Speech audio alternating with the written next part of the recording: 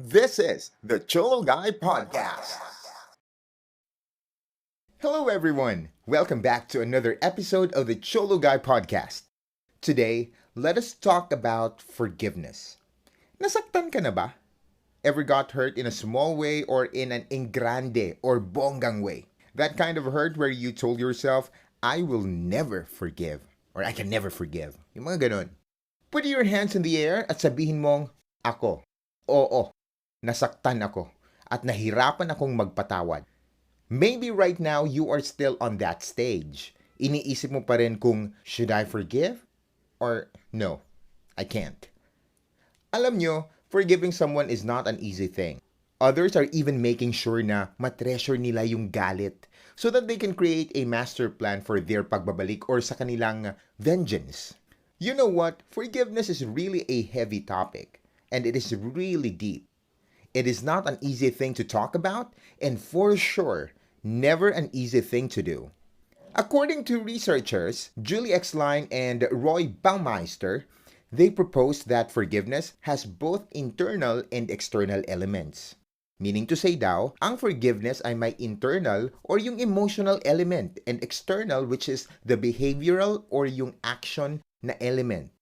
For these researchers, ang forgiveness daw ay pwedeng isa sa dalawa or both of them together. With the external element, you may tell the person you forgive him na, pero the truth is, you are still angry deep within. But you know that this is the right thing to do.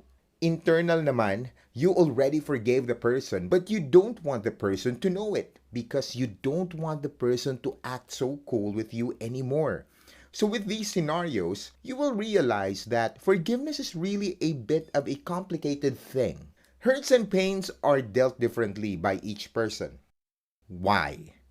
Kasi iba-iba naman talaga tayo. Iba-iba ang mga pinagdaanan natin. So we have different reasons why ang hirap-hirap magpatawad. But here is a list of the most common reasons. Number 1, dahil sa pag-ibig. I do think that it is because of a love that was trampled. O di ba ang heavy? Trampled. Or you may say, naapakan, nabastos na pagmamahal.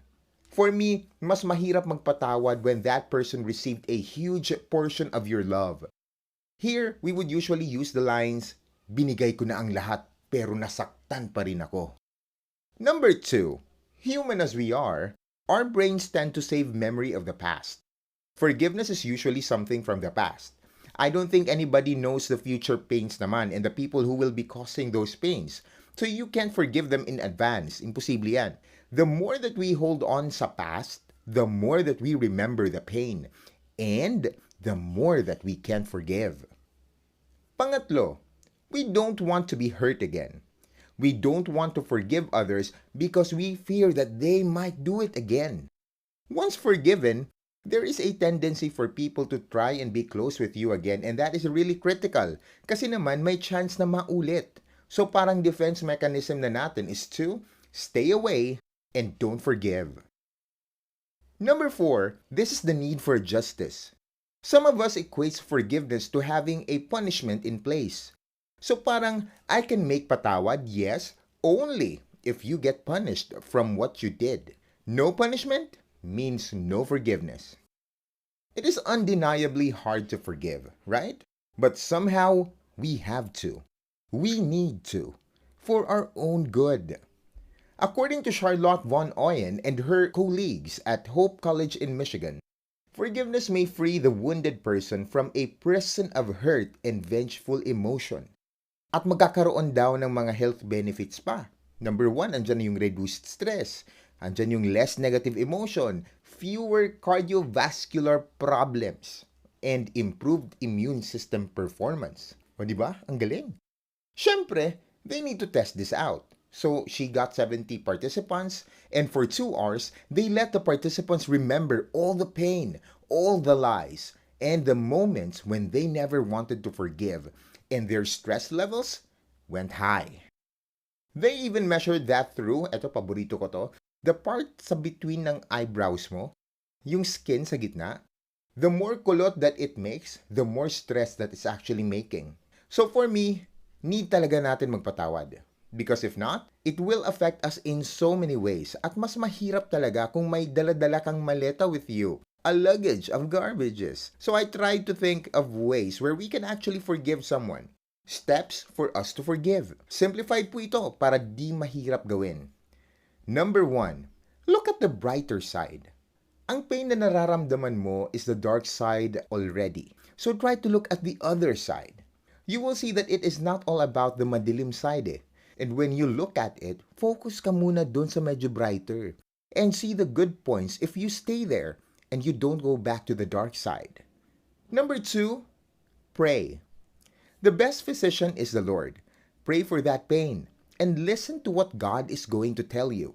A verse that I would want to share with you is Colossians 3:13. Bear with each other and forgive one another if any of you has a grievance against someone. Forgive as the Lord forgave you. Ako naniniwala ako that this is not a pakiusap from the Lord. This is a commandment. So if you want to obey God, then you should also forgive. Number 3, breathe. Like literally, breathe in and breathe out. Aminin mo, kapag galit ka, ang hirap huminga, right?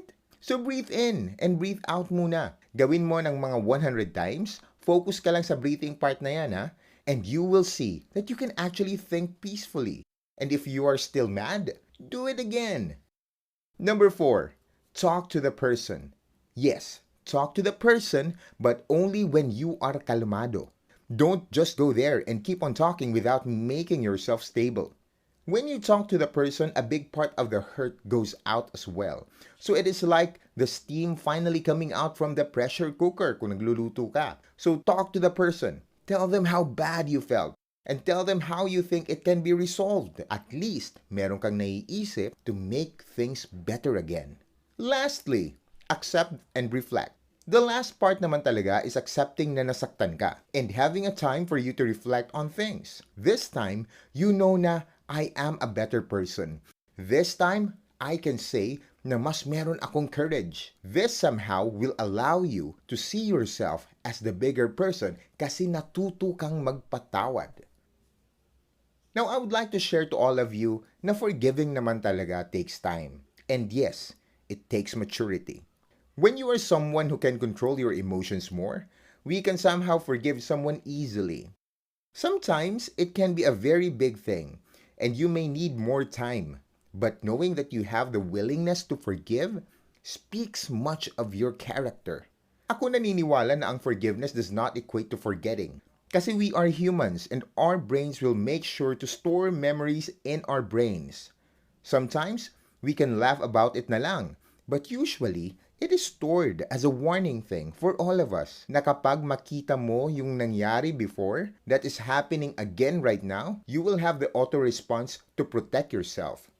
Nonetheless, magpapatawad pa rin talaga dapat tayo. Ako dati, it was hard for me to forgive, but it dragged me down ng sobra. I can't function well because I wanted revenge. Pero, dahil nanonood po ako ng teleserye when I was young, yung mga bida or kontrabida had miserable lives because they treasured the pain. I told myself, no way, I am going to destroy my life by not forgiving. In all fairness, may napulot akong aral sa teleserye. Bottom line, guys, just forgive for yourself and for the entire human race. Yeah.